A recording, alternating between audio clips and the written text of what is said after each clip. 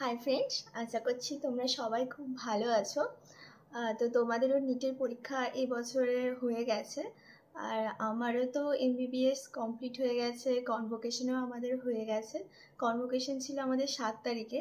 তো তোমাদের কিছু ফটো মানে আমার ইউটিউবে দেওয়া হয়নি, তো আমি দেবো, শর্টসে দেবো, ভিডিও করেছি যখন আমাকে মানে স্টেজে দেওয়া হচ্ছিল সার্টিফিকেটটা তখন। তারপর কিছু ফটোও আছে, সেগুলো আমি তোমাদের সাথে শেয়ার করব। অবশ্যই তোমাদেরও ভালো লাগবে, আমারও তো অবশ্যই তোমাদের সঙ্গে শেয়ার করলে ভালোই লাগবে। আর এরপরে তো আমার মানে এমবিবিএস এখন তো সব কাগজপত্র এইসব করা হবে, তারপর মানে ফাইনাল রেজিস্ট্রেশন নাম্বার যেটা, তার জন্য তো সেই সমস্ত প্রসেসিং চলছে। তার মধ্যে এমবিবিএস এর পরে যেটা মানে ইন্টার্নশিপের পরে হাউস স্টাফশিপ হয়। তো হাউস স্টাফশিপে কিন্তু আবার মানে যতটা সংখ্যক এমবিবিএস এর সিট ততটা হচ্ছে হাউস স্টাফশিপের সিট থাকে না, ঠিক আছে? তো 200 জন, যেমন আমাদের কলেজে 200 জন ছিল এমবিবিএস এর সিট, 200 জনই ইন্টার্নশিপ করলো, 200 জনই ডাক্তার হলো, কিন্তু হাউস স্টাফশিপের সিট হচ্ছে মাত্র 65টা। তো এটা একটা খুব বাজে জিনিস যে বাকিরা তাহলে কি করবে, বাকিরা কি মানে বাকিরা তাহলে কোনো চান্স পাচ্ছে না গভর্নমেন্টের নিজের কলেজে করার। তো ঠিক আছে, কি আর করা যাবে, যেরকম হয়েছে। মানে আগের বছরে 150 জনও 65 ছিল, তো এবছর ভাবা হয়েছিল কি 200 জন, তাহলে সিট বাড়িয়েছে যখন এমবিবিএস, তাহলে হাউস স্টাফশিপেও সিট বাড়বে, কিন্তু সেটা কিন্তু হয়নি। হাউস স্টাফশিপের সিট সেই আগের মতনই আছে, একই, ঠিক আছে? তো আমার র্যাঙ্ক হয়েছিল 43। এই র্যাঙ্কটা হচ্ছে তোমার পার্ট 1 আর পার্ট মানে থার্ড প্রফের যে পার্ট 1 মানে থার্ড ইয়ার আর ফাইনাল ইয়ার, এই দুটোর মার্কস নিয়ে হচ্ছে এটার র্যাঙ্কটা তৈরি করা হয়। এবার যেরম র্যাঙ্ক হবে সেরম পরপর হচ্ছে সেইভাবে হচ্ছে মানে যেভাবে কাউন্সিলিংয়ের স্ট্রিম চুজ করবে। তো আমি হচ্ছে পেডিয়াট্রিক মেডিসিনে পেয়েছি। তো সেখানে মেনলি হচ্ছে আমাদের 2 দিন হচ্ছে কাজ থাকে, যেমন মানে আমার হচ্ছে ইউনিট 1-এ পড়েছে, তো মানে সোমবার হচ্ছে অ্যাডমিশন ডে। তো সোমবার মঙ্গলবার আমার নিজের ডিউটি থাকে, আর বুধ বৃহস্পতিবার আমাকে রাউন্ডে যেতে হয়। তো এইরকমই হচ্ছে এখন আমার ডিউটি আছে।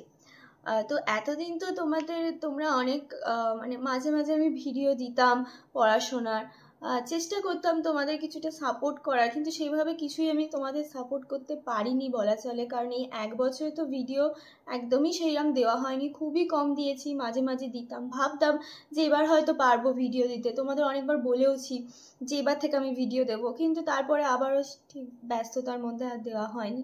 কারণ ইন্টার্নশিপের প্রচুর কাজ থাকে, হসপিটালেই বেশিক্ষণ থাকতে হয়। কারণ ইন্টার্নশিপে তো মেন হচ্ছে শেখার জিনিস, মানে তুমি কিছুই জানো না, সেখান থেকে তুমি 1 বছরে অনেক কিছু শেখা হয়, ঠিক আছে? তো এই 1 বছরে অনেক কিছু শিখতে গেলে তোমাকে হসপিটালেই মেনলি পড়ে থাকতে হয় সবসময়, মানে এমনই ডিউটি থাকে আমাদের। তো সেইভাবে হসপিটাল থেকে এসে যে সময়গুলো পাওয়া যায়, সেই সময়গুলো আর ভিডিও করার মতো এনার্জি থাকে না, ইচ্ছাও হয় না।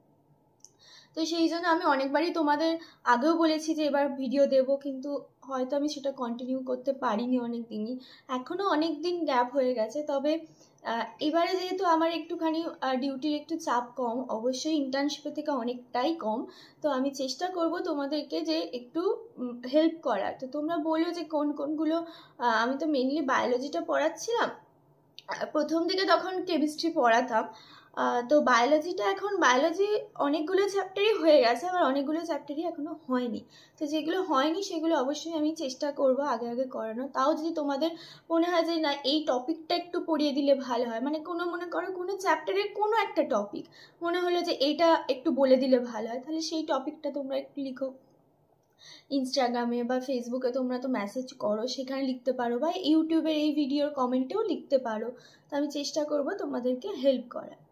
আরেকটা কথা যেটা হচ্ছে, এখন সবে সবে নিট হয়েছে, এখন মনে হবে কি নিটের এবারে কোশ্চেন পেপার একটু স্ট্যান্ডার্ড হয়েছে, মানে 2-3 বছরে যেরকম খুব ইজি হচ্ছিল বলে কাট অফটা খুব বেড়ে যাচ্ছিল, মানে সবাই বেশিরভাগ লোকজনই বেশিরভাগ কোশ্চেনে অ্যান্সার দিতে পারছে, তো সেই রকমটা এবারে হয়নি, একটু স্ট্যান্ডার্ড কোশ্চেন হচ্ছে। তো এটা কিন্তু ভালো, কারণ কাট অফটা হয়তো একটু কমবে, এবারে বোঝা যাচ্ছে না যে এবারে স্টুডেন্টরা কেমন পরীক্ষা দিয়েছে।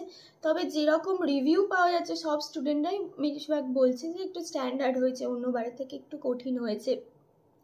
তো সেহেতু হয়তো কাট অফটা একটু কমতে পারে আগের বারের থেকে, ঠিক আছে, কিন্তু কাট অফ কমবে কি বাড়বে সেটা তো এখনই ওইভাবে কিছু বলা যাবে না। তাই তোমরা যাদের পরীক্ষা মনে করো খারাপ হয়েছে, তারা যারা ভাবছো যে তারা তারা দুটো জিনিস ভাবতে পারো যে কি করবে তারা এরপরে। তোমাকে ভাবতে হবে যে কাট অফ যদি এই যেরকম ছিল সেরকমই যদি থাকে তাহলে তুমি কি পাবে কি পাবে না, ঠিক আছে। যদি পাও তো খুবই ভালো, যদি না পাও, না পেলে তোমরা কি করবে, না পেলে কি তোমরা প্রিপারেশন আবার নেবে, মানে আবার কি তোমরা রিপিট করবে পরের বছর? এবার রিপিট যে করবে সেটা কি কোনো কলেজে ভর্তি হয়ে তার সাথে করবে কি, এই জিনিসগুলো কিন্তু ভাবার এটাই সময়, ঠিক আছে। এই জিনিসগুলো তোমরা একটু ভেবে রাখো, কারণ পেয়ে গেলে তো খুবই ভালো, কিন্তু না পেলে যে ফেজটা যায় ওই ফেজটা কিন্তু খুব খারাপ। তো সেই ফেজটাকে হ্যান্ডেল করার মতো তোমাদের সেই পাওয়ারটা নিজের মধ্যে রাখতে হবে, এবং সেই একটা ফার্ম ডিসিশন যে যদি তোমরা ভাবো যে না আমি রিপিট করব, তো সেই ডিসিশনে তোমাকে থাকতে হবে। যে এমন নয় যে এখন আমি ভাবলাম যে না আমি না পেলে আমি আবার পড়বো, বা না পেলে আমি ছেড়ে দেবো, আবার পরে সেটাকে গিয়ে আমি ডিসিশনটাকে চেঞ্জ করলাম, এটা করো না। এই সময়টাই এখন নিটের পরে পরে এই সময়টাই হচ্ছে ভাবা যে আমি কি আর এক বছর আমি রিপিট করতে পারবো কি পারবো না, ঠিক আছে। তো সেটা নিজেকেই বুঝতে হবে যে আমি রিপিট করতে পারবো কি পারবো না। কারণ যদি সবার কথা শুনতে চাও তো তুমি পেয়ে গেলে সবাই কিন্তু বলবে যে হ্যাঁ আমি বলেছিলাম পেয়েছে, আমি তো জানতাম ও পাবে, এই কথাগুলো সবাই শোনে, ঠিক আছে। রিপিট ইয়ারে যারা থাকে এই কথাগুলো সবার কাছেই কমন। এখন তো আমি তো অনেক দিন আগে থেকেই এটা তোমাদের বলি, এখন তোমরাও দেখবে অনেকে এটা শুনেছো। তো বাইরের লোক কি বলবে বা বাইরের কারোর ওপিনিয়নের ওপর আমি নির্ভর করব যে উনি যেটা বলবেন আমি সেটা করবো, এটা করো না। কারণ সে তার মতো করে বলবে, তার যেটা ভালো মনে হবে। সবসময় নিজের ভালো নিজেরটা নিজে বোঝো যে তুমি আর এক বছর রিপিট করতে পারবে কিনা, তোমার কোনো অসুবিধা আছে কিনা, তুমি কি পারবে সেইটা তুমি নিজে ভাবো। তুমি যদি মনে হয় যে না আমি আরেক বছর রিপিট করলে আমি পারবো, তো বাইরের লোক বলতেই থাকবে যে রিপিট করো না, এরম বাইরের লোক বলবেই যে রিপিট করার দরকার নেই, ওরমভাবে কেউ পায় না। বেশিরভাগ বাংলা মিডিয়ামের ছেলে মেয়েদের মানে আমি যেহেতু বাংলা মিডিয়াম ছিলাম আমি অনেকবার শুনেছি যে ও বাংলা মিডিয়ামের ছেলেমেয়েরা পায় না, এসব কিন্তু ভুল কথা। যখন তুমি মেডিকেল কলেজে ভর্তি হয় তখন দেখবো অনেক বাংলা মিডিয়ামের ছেলেমেয়ে ওখানে আছে, ওটা কোনো ম্যাটারই করে না বাংলা মিডিয়াম ইংলিশ মিডিয়াম, ঠিক আছে। অবশ্যই বাংলা মিডিয়ামদের যখন এনসিইআরটি পড়তে হয় ইংলিশে তখন অবশ্যই একটু অসুবিধা হয়, যারা অ্যাভারেজ স্টুডেন্ট আছে তাদের ক্ষেত্রে অবশ্যই অসুবিধা হবে, কিন্তু সেটা তুমি যদি কাটিয়ে উঠতে পারো তো অন্য কেউ তোমাকে বলে দেবে যে তুমি পারবে না, তার উপর তুমি পারবে না, এটা হয় না, ঠিক আছে। অন্য যে যা যা বলছে বলুক, সেগুলো অত শোনার দরকার নেই। তুমি নিজে বসে চিন্তা করো যে তুমি যদি এবছর না পাও তাহলে তুমি কি আরেকটা বছর রিপিট করতে পারবে, আরেকটা বছর ঘরে বসে তুমি পড়তে পারবে, কি তুমি ঘরে বসে পড়তে পারবে না তার সাথে তুমি কলেজকে নেবে। আবার এটাও ঠিক করো কি কলেজ যদি কোনো কিছু নাও সেই কলেজের সাথে তুমি এটাকে কন্টিনিউ করতে পারবে কিনা। কারণ কলেজে শুধু ভর্তি হলেই হয় না, কলেজে তার সাথে তোমাকে কলেজের কাজটাও তো করতে হবে, কলেজে শুধু ভর্তি হলে হবে না, সেখানেও চাপ থাকবে। তো তার সাথে আবার এখানে রিপিট কম্পিটিটিভ এক্সামের জন্য তৈরি হওয়া এটা মনে হয় খুব একটা মানে বুদ্ধিমানের কাজ নয়। তবে অনেকেই এটা করে থাকে, ঠিক আছে, আমি করিনি, আমি পুরো রিপিট করেছিলাম ঘরে বসেই। তবে করতে পারে, অনেকেই করে যে একটা কলেজে ভর্তি হয়ে আবার এটা, কিন্তু সেটা তোমাকে সম্পূর্ণটা নিজের ওপর ডিপেন্ড করছে। কারণ আমি পারিনি বলে তুমি পারবে না এটাও নয়, তুমি পারতেই পারো।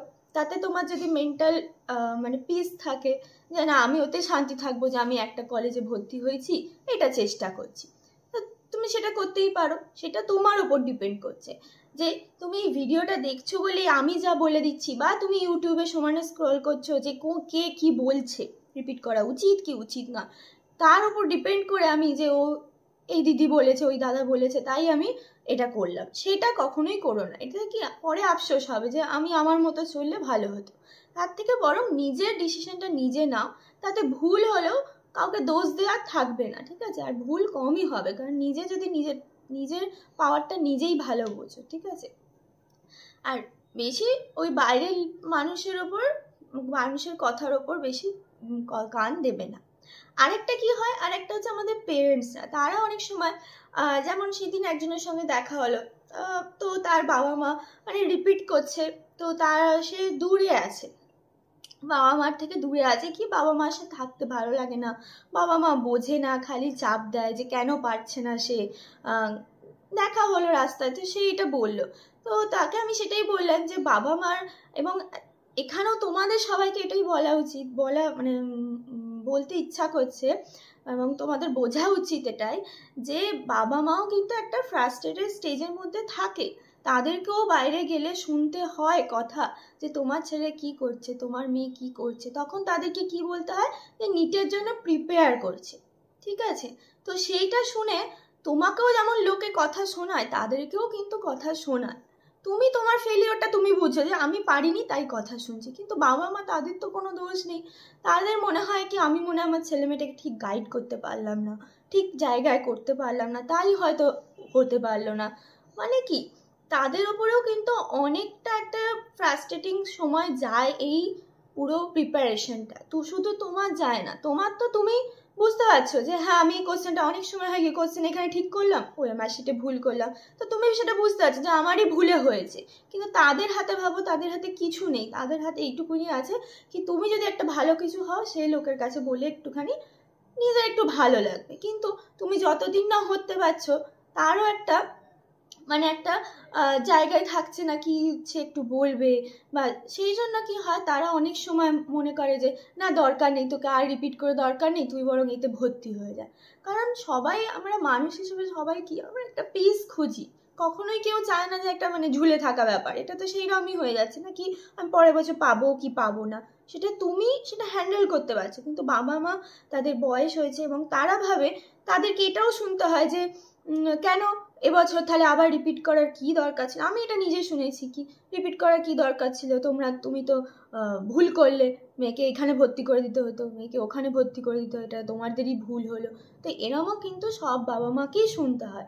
সেই জন্যই বাবা মারা হয়তো আমাদের ওপর চাপ দিয়ে ফেলে, হয়তো দুটো অন্য কথা বলে ফেলে যেটা আমাদের খারাপ লাগে। তো সেই জন্য বাবা মার ওপর রাগটা করো না যে বাবা মা আমাকে এটা বলছে, বাবা মা আমাকে ওটা বলছে। বাবা মারাও চায় কি তুমি ভালো হও, তারাও যদি তুমি 2 বছর বসে তুমি যদি আজকে যেটা তুমি চাইছো সেটা যদি হও, তো তারা কখনোই না বলবে না তোমার। কিন্তু হ্যাঁ তাদের উপর দিয়েও একটা ফ্রাস্ট্রেটিং স্টেজ যায়, তাদেরকেও তোমাকে বুঝতে হবে। তুমি যদি ছেলে মেয়ে হয়ে তাদেরকে না বুঝে তাদেরকে ছেড়ে বাড়ির দূরে থাকো কি তারা তোমাকে পড়তে বসছে বলছে বলে বা কিছু বলছে কলেজে ভর্তি হতে বলছে বলে, তাদের সঙ্গে কথা বলো, তাদেরকে বোঝানোর চেষ্টা করো যে না আমি পারবো, এরকম করে তাদের সঙ্গে কমিউনিকেশন করো। তাদেরকে ছেড়ে বাইরে এসে ওটা খুব একটা বুদ্ধিমানের কাজ বলে মনে হয় না, যে তাদেরকে আমার ভালো লাগছে না, তারা আমার উপর জোর তৈরি করছে। তো বাবা মাকে এতটা ইগনোর করো না, ঠিক আছে। কারণ বাবা মাই থাকবে সারা জীবন তোমার সাথে। বাইরের লোককে ইগনোর করো, বাইরের লোকে যা কথাবার্তা ইগনোর করো, কারণ তারা এমনি ফাঁকায় বলছে, তাদের কোনো ফ্রাস্ট্রেশন নেই, তাদের কিচ্ছু যায় আসে না তুমি পেলে, বরং তুমি পেলে তাদের রাগ, তুমি পাচ্ছ না তো তাদের আনন্দ হচ্ছে, ঠিক আছে।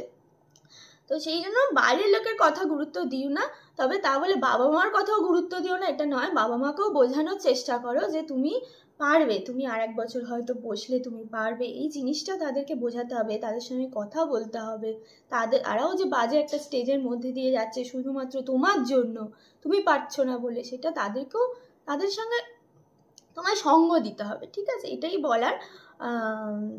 তো অনেক কথাই বললাম। এরপরে এই ভিডিওটা তো অনেক বড় হয়ে গেল, এরপরে আবার একটা ভিডিও করব, সেটাতে নয় আরেকবার তোমাদের এইটাতেই ভেবেছিলাম বলবো যে ইন্টার্নশিপে কীরকম কি ডিউটি থাকে না থাকে। তো এটা অনেকটা বড় হয়ে গেল, একটা মোনোটোনাস লাগবে, পরে আর একটা ভিডিও। আর যদি তোমাদের কিছু জানার থাকে সেটা অবশ্যই তোমরা কমেন্ট বক্সে লিখো, আমি চেষ্টা করব সেইখানে সেটা নিয়ে আলোচনা করে দেওয়া, ঠিক আছে। আজকের মতো এইটুকুনি থাকলো, টাটা।